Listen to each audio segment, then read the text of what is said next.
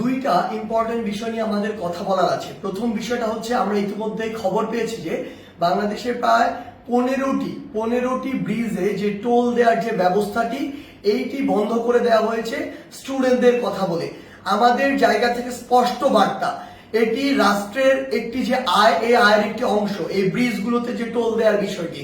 So কেউ স্টুডেন্টদের কথা বলে হোক, বৈষম্য বিরোধী ছাত্র আন্দোলনের কথা বলে হোক, এই নামের অপব্যবহার করে কেউ বাংলাদেশের কোথাও ভুলে এই কাজ করবেন না। প্রত্যেকটি ব্রিজে টোল দিবে, এমনকি বৈষম্য বিরোধী ছাত্র আন্দোলনের ব্যানারে কোনো যদি ত্রাণের ট্রাকও বাংলাদেশের যে কোনো জায়গায় যায়, সেই ট্রাকও টোলের টাকাটি দিয়ে তারপরে যাবে। কারণ এই রাষ্ট্রকে যদি আমরা স্টেবল করতে চাই, আমার রাষ্ট্রের যে অর্থনৈতিক অবস্থা সেটিকে আগে স্টেবল করতে হবে। কিন্তু ক্ষমতার অপব্যবহার করার যে নোংরা সংস্কৃতি ছিল এত বছর ধরে, এখন আপনি যদি সামান্য কিছু একটি অস্থিতিশীল অবস্থা দেখে আবার সেই ক্ষমতার অপব্যবহার করেন এবং আপনার কথা মতো কোনো একটি জায়গায় ব্রিজে টোল দেওয়া বন্ধ করে দেন কিংবা কোনো একটি স্টিকার দেখে পার হয়ে যান, এটিকে আমরা কোনোদিনও সমর্থন করি না। আমাদের জায়গা থেকে স্পষ্ট বার্তা, অবশ্যই প্রত্যেকটি ব্রিজে এই টোল সেটি টোল দিয়ে যেতে হবে। এবং আরেকটি হচ্ছে যেটি, যখন এই ব্রিজে কোনো একটি গাড়ি এভাবে ত্রাণের কথা বলে বা অন্য কোনো প্ল্যাটফর্মের কথা বলে টোল ছাড়া চলে যাচ্ছে, আরো অনেক গাড়ি আসলে টোল ছাড়া এইভাবে ওই গাড়ির সাথে চলে যাচ্ছে।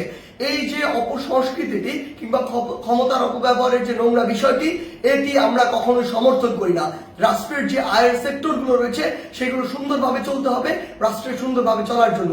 আরেকটি গুরুত্বপূর্ণ বিষয় যেটি আমরা দেখতে পাচ্ছি, বিগত 16 বছরে আওয়ামী লীগ ফ্যাসিস্ট সরকার কি করেছে, তার ক্ষমতার অপব্যবহার করেছে। আওয়ামী লীগ বাদে অন্যান্য যত রাজনৈতিক দল ছিল, ওই রাজনৈতিক দলগুলোকে বিভিন্ন মিথ্যা মামলা দিয়েছে, হয়রানি করেছে, চাঁদাবাজি করেছে কিংবা তাদেরকে এলাকা ছাড়া করেছে, যেটিকে আমরা কখনোই সমর্থন করি না। বলেই আজকে 16 বছর পরে হলেও ছাত্র জনতার গণঅভ্যুত্থানের মধ্য দিয়ে আওয়ামী লীগের পতন হয়েছে, আওয়ামী লীগ দেশ ছাড়া হয়েছে।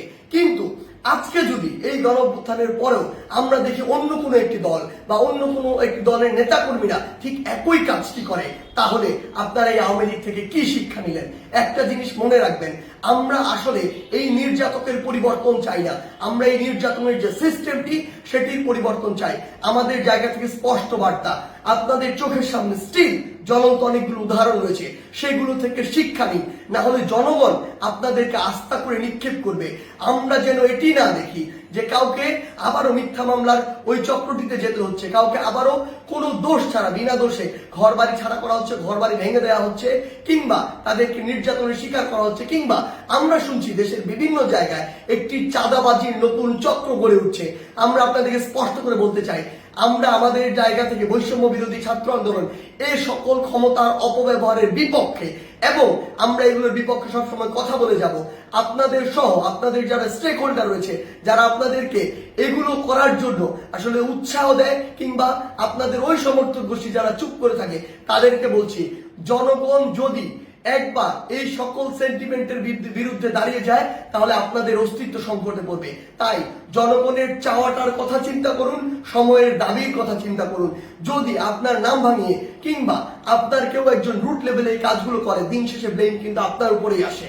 সো এই জিনিসটি মাথায় রেখে পুরো বাংলাদেশে এই যে নতুন আরেকটি 16 বছরের যে বিভিন্ন চিত্র ছিল, উদাহরণ ছিল, সেগুলোর যে নতুন আরেকটি এক্সটেনশন কেউ তৈরি করছে নতুন করে, কিংবা নতুন আরেকটি সংস্কৃতি কন্টিনিউ করার চেষ্টা করছে, আমাদের জায়গা থেকে স্পষ্ট বার্তা, আমরা এটি সমর্থন করি না। এবং আমরা অন্তর্বর্তীকালীন সরকারকে স্পষ্ট করে বলতে চাই, আইন শৃঙ্খলা রক্ষাকারী বাহিনীর মাধ্যমে, বিচার বিভাগের মাধ্যমে যারা এই মিথ্যা মামলা থেকে শুরু করে চাঁদাবাজি, নির্যাতন, হয়রানি, ঘরবাড়ি ভাঙচুর এরকম কোনো কিছুর সাথে জড়িত, তাদেরকে স্পষ্টভাবে আইনের আওতায় আনা হোক। বৈষম্য বিরোধী ছাত্র আন্দোলনের পক্ষ থেকে কিংবা ছাত্র জনতার পক্ষ থেকে এর প্রতি পূর্ণ সমর্থন রয়েছে। ধন্যবাদ।